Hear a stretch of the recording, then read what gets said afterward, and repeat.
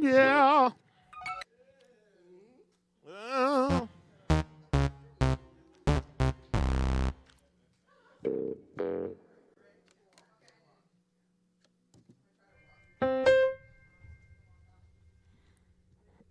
All right. Hey, bro. We live. Touch my stuff, bro.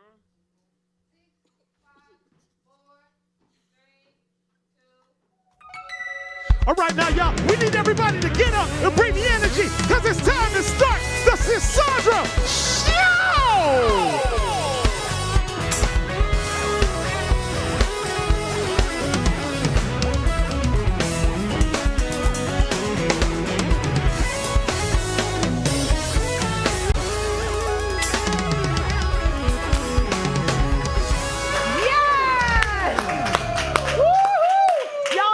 Welcome to the Sisaundra Show. Go ahead and get all comfy. Come on. Grab your bubbly beverage. Yeah. And y'all, let's get this show started. Let's get it started. Woo. Y'all, the courtroom ain't just hot. It's scorching. And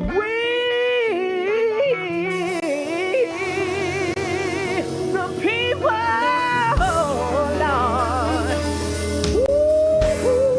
we are in disbelief. Oh, yeah. Y'all, today we're diving all the way in on the trial that's shaking the industry to its core.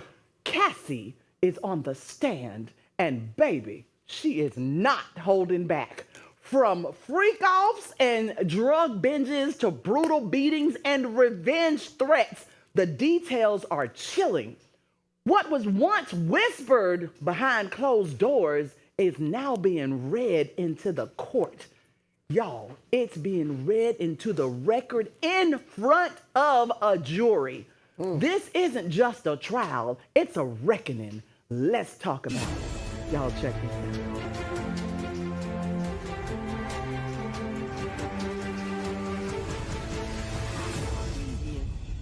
All right, so, the Sean Diddy Combs sex trafficking trial just cracked wide open. And at the center of it all is Cassie Ventura, who stepped into that courtroom and dropped truth bombs that left everybody holding their breath. Everybody.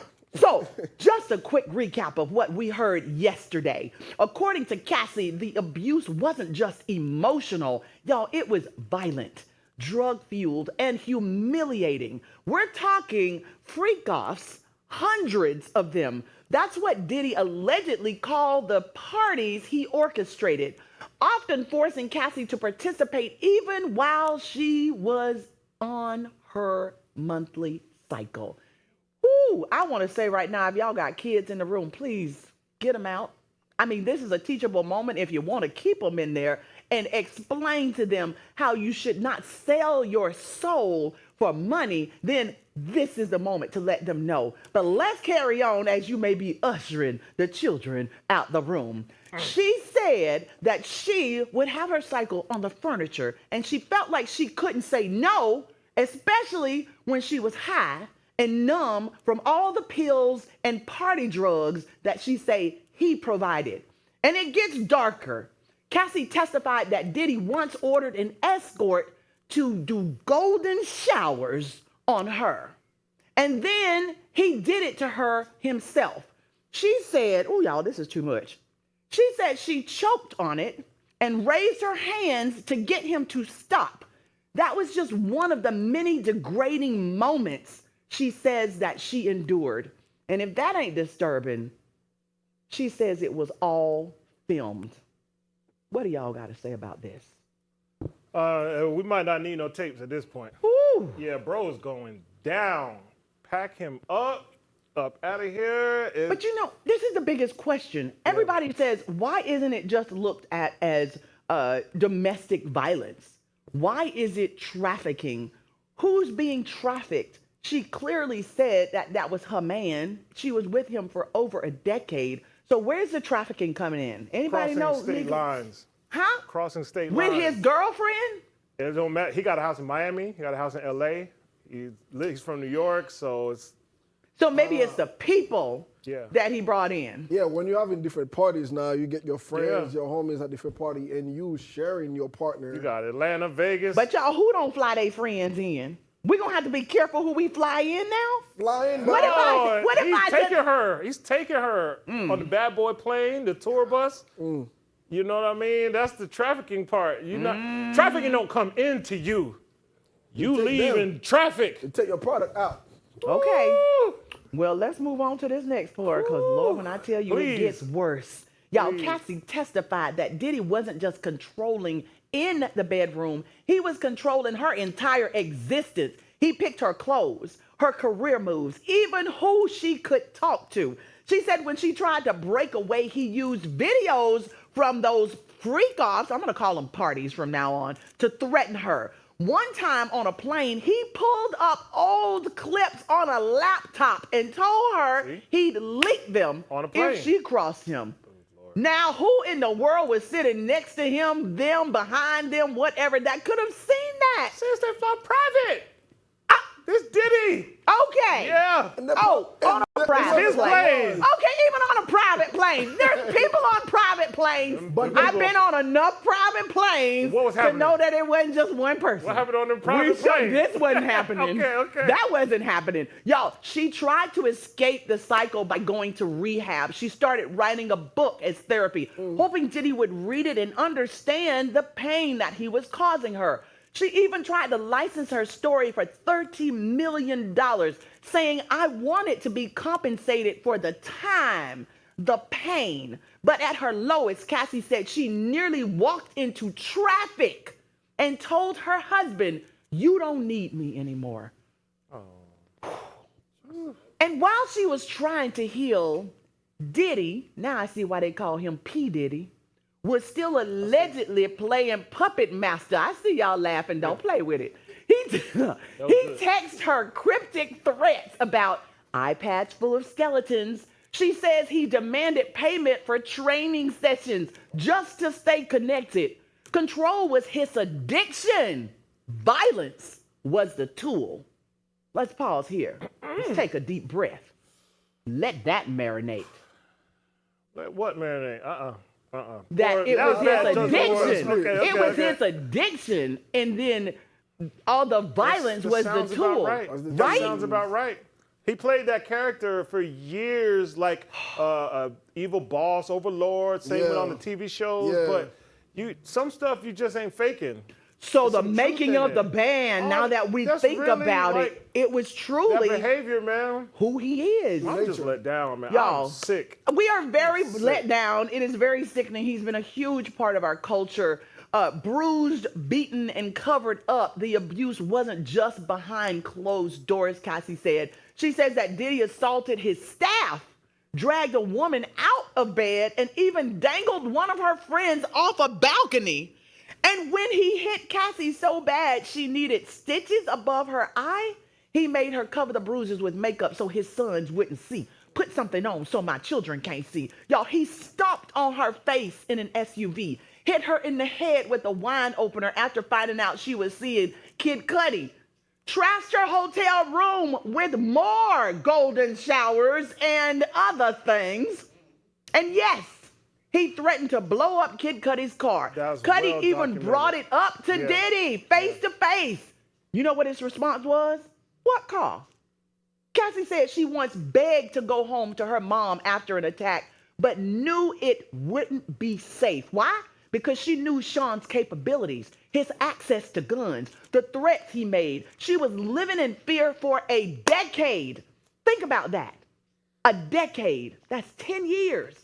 Let that sink in before we hit this last stretch. Oh, I can't take no more. Woo-hoo! Oh. We can't talk about this every day, y'all. I don't want to hear this every day. Do y'all want to hear this every day? I don't think anybody wants to hear this every day. And you know what? At first they were like, well, why can't we see it? Why can't they show the courtroom? I don't want to see it. That's why I said we don't need no tape. We don't need no tapes, and we don't need too much of this, y'all. The receipts and the reckoning, Cassie says, those freak-offs weren't just memories. They were recorded.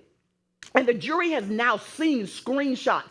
Cassie identified herself and the men involved Escorts named Jules, Dave, Greg. She said Combs called them souvenirs and threatened to use them to humiliate her. She also shared the physical toll, UTIs, tongue sores, opiate addictions, just to numb the pain. Cassie testified that she took ecstasy during those freak-offs, then relied on Xanax and Percocet to crash. My God! Lord, what a cycle.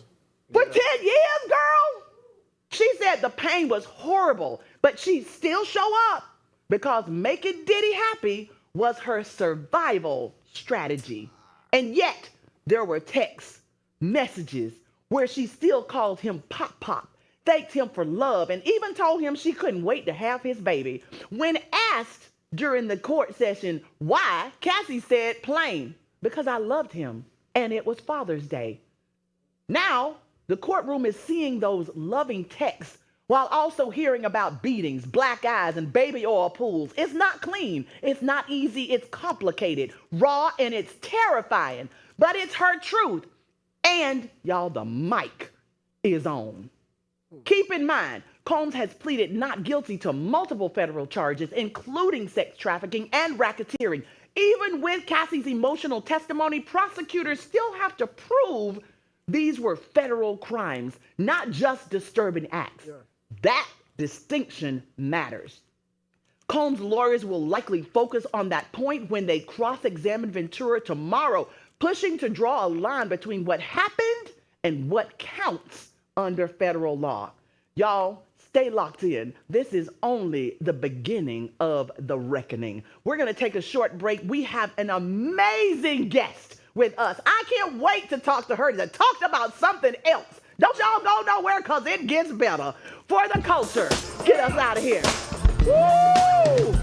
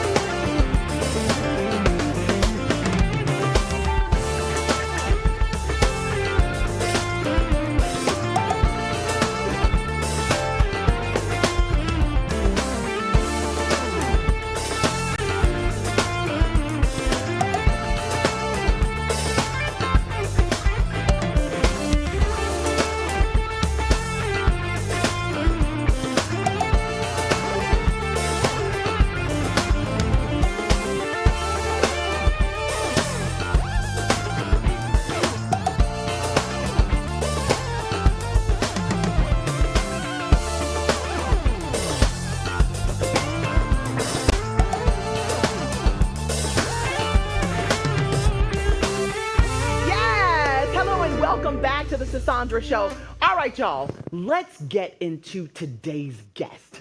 There are moments in life when you realize you're meant for more, when the challenges you faced become the very thing that propels you into your purpose. For some, it's a shift that comes in a quiet whisper. And for others, it's a loud awakening. Today's guest knows all too well what it feels like to be called to something greater, something that's bigger than just yourself. So y'all, welcome to the Lavender Couch, Miss Sheena Gaines.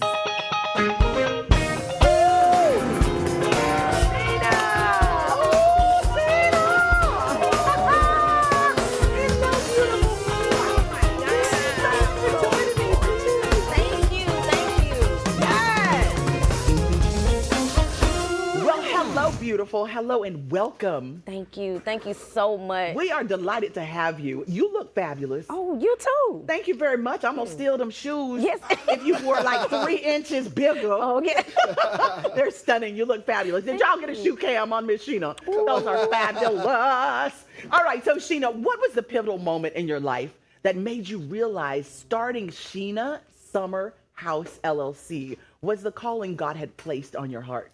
Well, it all took place. I can remember it's a birthing season for me of surrendering. Ooh. So I was in a season of surrendering. And what I mean about that is one night I remember I was in the bed and I was crying out to God. And while I was crying out, I heard a car blasting music. And there was 2 songs that the car did. The first song was, I've been through too much not to worship him. Ooh, right? My worship is for real. Yes. And then the second song was, Father, do you hear me? My Father, can you hear me? Come on now. I hear you. I hear you. And it let me know right then and there that God heard me and I had to surrender it.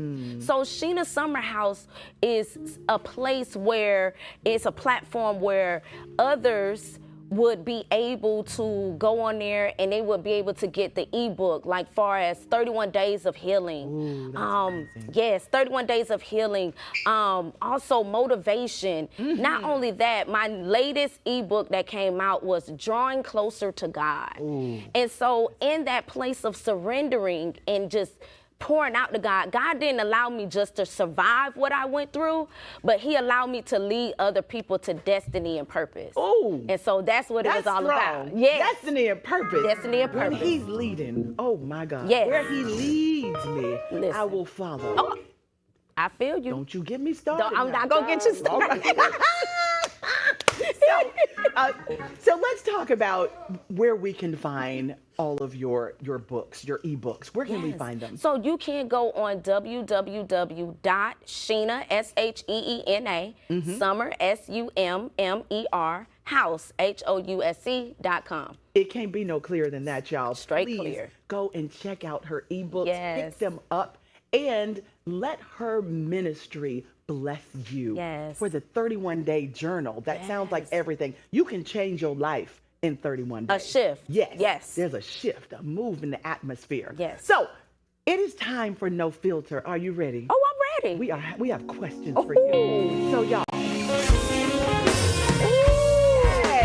This is the segment where you, our viewers, send in the raw, unfiltered questions most people are too afraid to ask out loud. These aren't surface level topics, baby. No, not at all. These are real life, soul deep struggles. And today we're sitting down with our guest, Sheena, who is not afraid to go there. No mask, no sugarcoating, just truth. This is No Filter. Let's get into it. Are you ready? I'm ready. So the first question is from Tanya.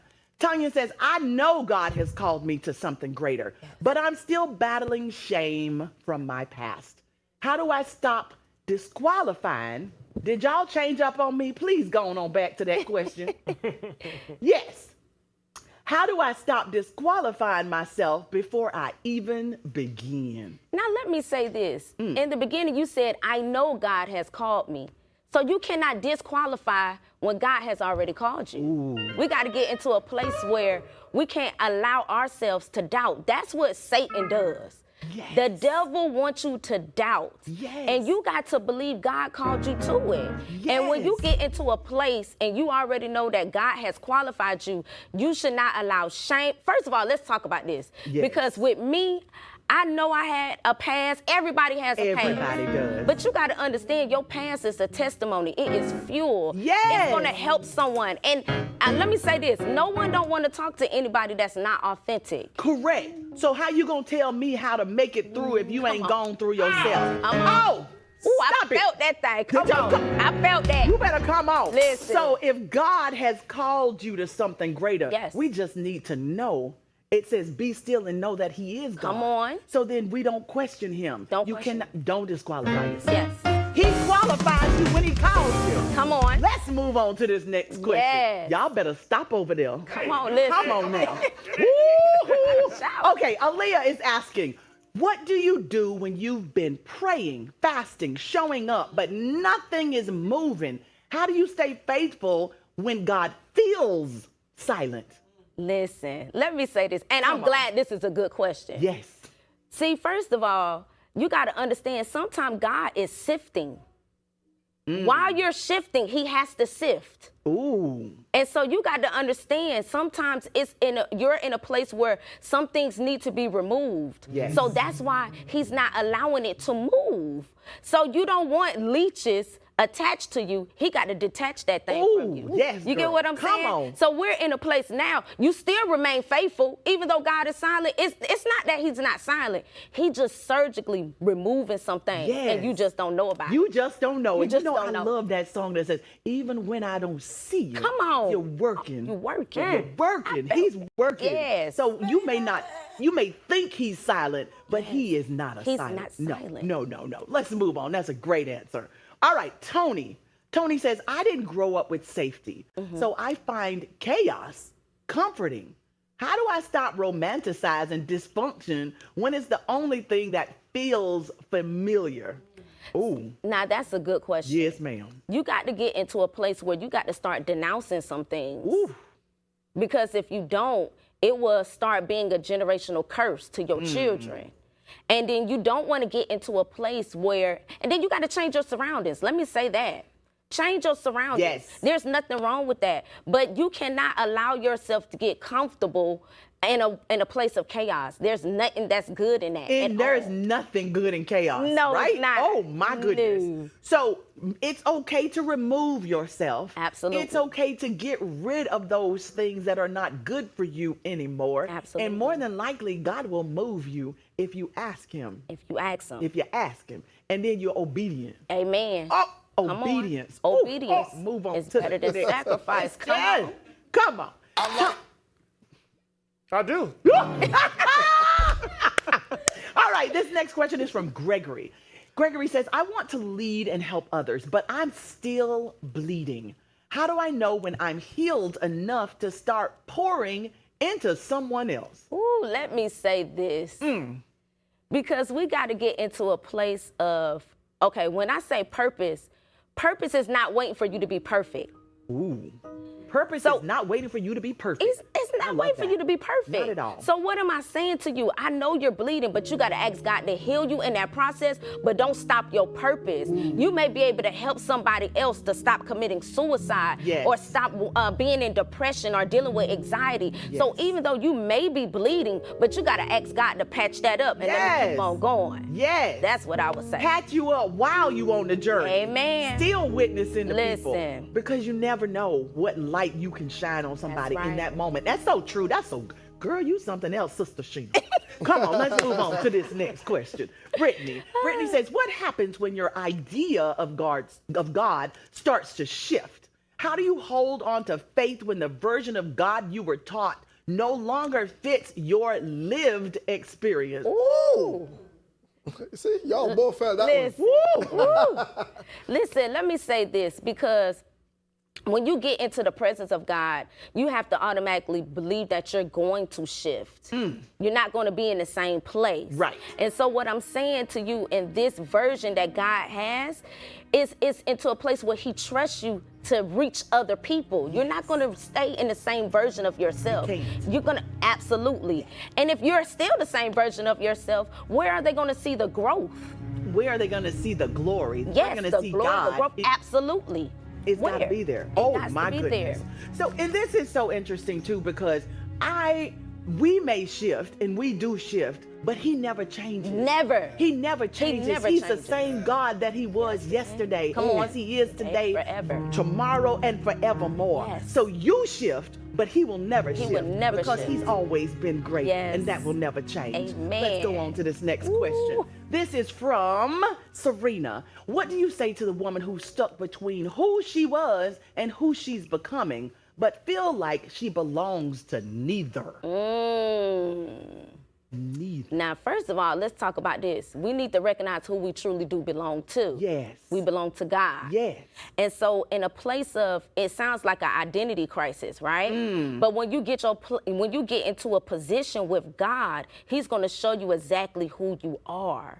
So you cannot get into a place where you're stuck. You got to be, it's like a butterfly. Yes, in the cocoon. Yes, you in your cocoon stage right now. Yes. So as you begin to, metamorphose and all that, Yes. you're going to be able to fly. You're going to be able to flap. That's what God is doing. He's going to put you in a place. Yeah, you're going to feel like, okay, I didn't belong here at first, but God knows where you belong. Yes, he does. He places you in rooms that you need to be in. Yes. Yes, he do. And I think about the crossroads when she's talking about this Yes. particular thing. And when you don't feel, you're not the person, you don't like the person you're becoming, and you don't like the person you was. I say, run. Okay. Say that. My mama used to sing this song called Run and Don't Look Back. back. You better come I on. Your know mama it. sang that song too. Run. Don't look back, run, don't look back. You better run, child. Don't look back. You better stop. Come on. I love it. You know what? I could sit here all day and talk to you, but we gotta go. Listen, I love you all so much. Thank you for joining us. Sheena Gaines in the house for the culture. We gotta go, y'all. I can't believe this. Now, just scan that QR code at the bottom of your screen. Because we got so much more exclusive content for y'all only right here on the Sisaundra Show.